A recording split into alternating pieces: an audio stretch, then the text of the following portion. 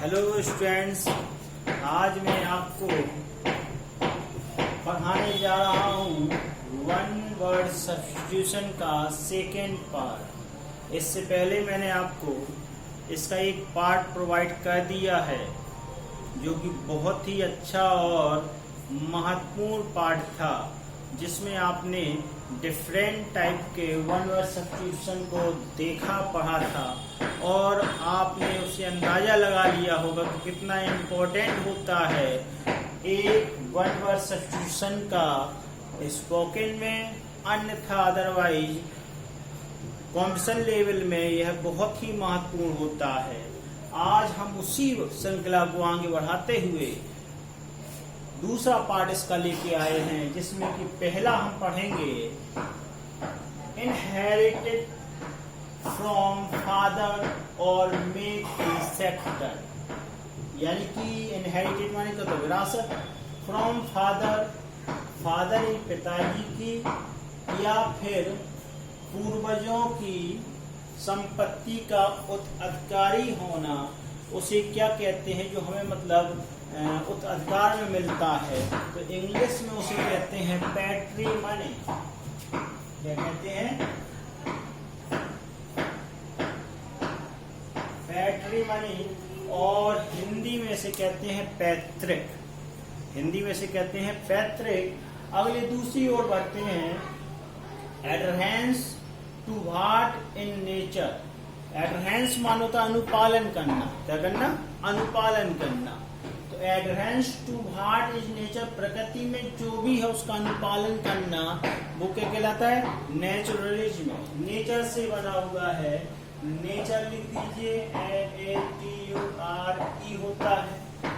अब जब उसको नाउन बनाएंगे तो ए अलग, ई अलग होके ए बन जाएगा, ISM, जिसे कहते हैं नेचुरलिज्म, यानी कि प्रकृतिवाद।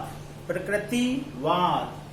अगली ओर बढ़ते हैं, तीसरा पॉइंट बहुत ही important, that can be easily believe, जिसे आसानी से, जिस पर विश्वास किया जा सके, जिस पर आसानी से विश्वास किया जा सके, that can be easily believe, उसे कहते हैं क्रेडिबल। क्या कहते हैं? क्रेडिबल। क्रेडिबल यानी कि विश्वसनीय। क्रेडिबल यानी कि विश्वसनीय, जिस पर आसानी से विश्वास किया जा सके वो क्रेडिबल होता है, उसे हम कहते हैं विश्वसनीय। Succession of rulers belonging to one family. Succession माने क्या होता है? सक्सेशन माने होता है कि आपका जो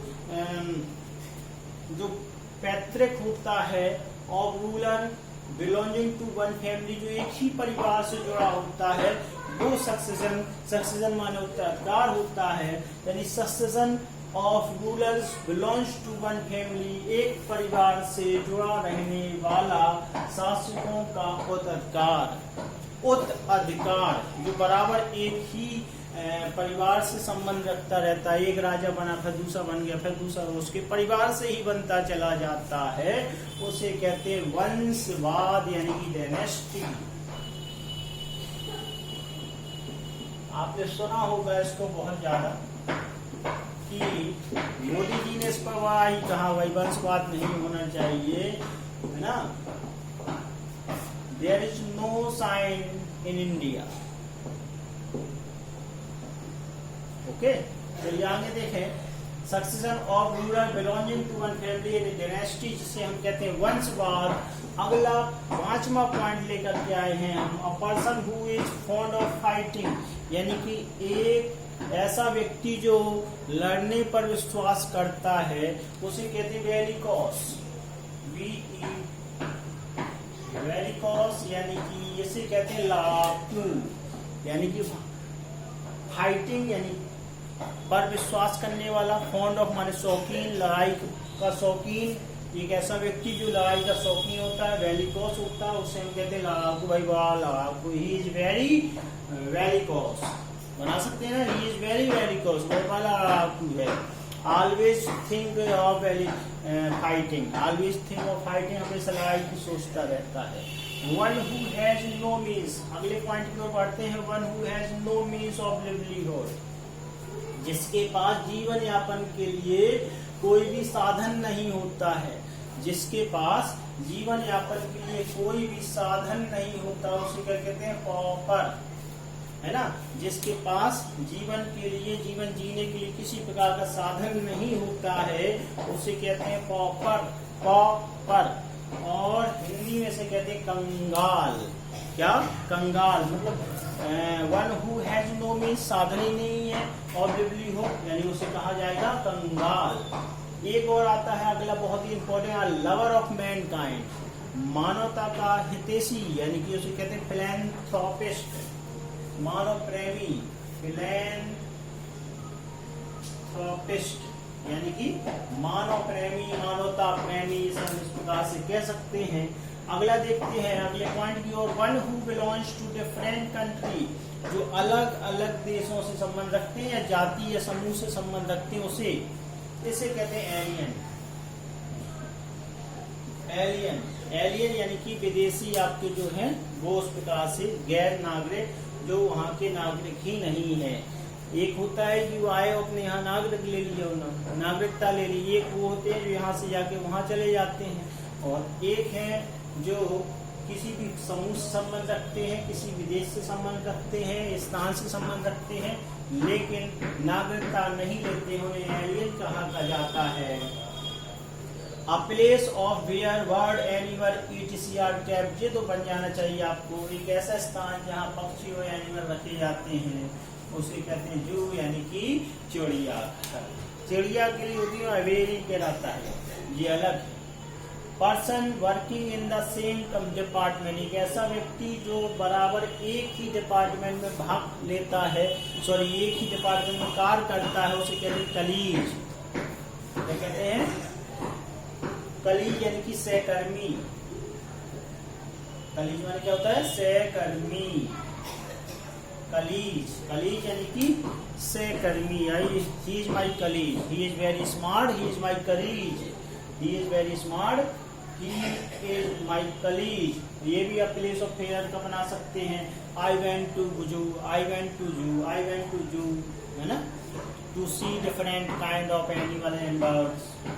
nest that can not be tamed, जिसे बांधा ना जा सके, पाला ना जा सके, उसे कहते हैं वाइल्ड। वाइल्ड यानी कि जंगली। हम कह सकते हैं wild animal is very dangerous, they always remain in forest, उन्हें हमेशा कहाँ रहना चाहिए? They should always remain in forest. और wild animal is very dangerous, क्योंकि जंगली जानवर बहुत क्या होते हैं?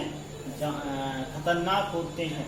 न्यू, डेवलप्ड एंड अनफेमिलियर, नई, विकास और अपरिचित भी हो, उसे हम कहते हैं न्यू फैंगल। न्यू फैंगल यानी कि नई प्रकार की वस्तु या चीज, है ना। I like newfangled thing, I like newfangled thing, वो बहुत अच्छा वर्ड है। I like newfangled thing, इस वाक्य को बना सकते हैं। अगला देखिए, a person who has long experience, एक ऐसा व्यक्ति जिसमें बहुत लंबा अनुभव होता है, उसे वेटरन कहते हैं। क्या कहते हैं? वेटरन, अनुभवी, यानी कि वेटरन यानी कि अनुभवी, अनुभवी व्यक्ति को कहते हैं। यानी कि Maharana Pratap has a long, अब तो पास्ट हो गया तो हैड कहेंगे, Maharana Pratap had a long experience of war, so he is a veteran of war या बैटल। नेक्स्ट देखते हैं, आई हेटर ऑफ मैनकाइंड, यानी कि मानव जाति का शत्रु या नफरत करने वाला, उसे कहते हैं मिसएंथ्रोपी। मिसएंथ्रोपी, मिसएंथ्रोपे, मिसएंथ्रोपे यानी कि हेटर ऑफ मैनकाइंड, मानवता का दुश्मन, यानी अपने आप अनुवाद कर सकते हैं मानवता द्रोही, मानवता द्रोही। अगला देखते हैं, बीइंग अनेबल टू पे वंस डेट, जो अपना कर्ज नहीं चुका सकता उसे क्या कहते हैं? इंसॉल्वेंट। क्या कहते हैं? इंसॉल्वेंट। यानी कि the government decided Anil Ambanis companies insolvent, दिवालिया घोषित कर दिया।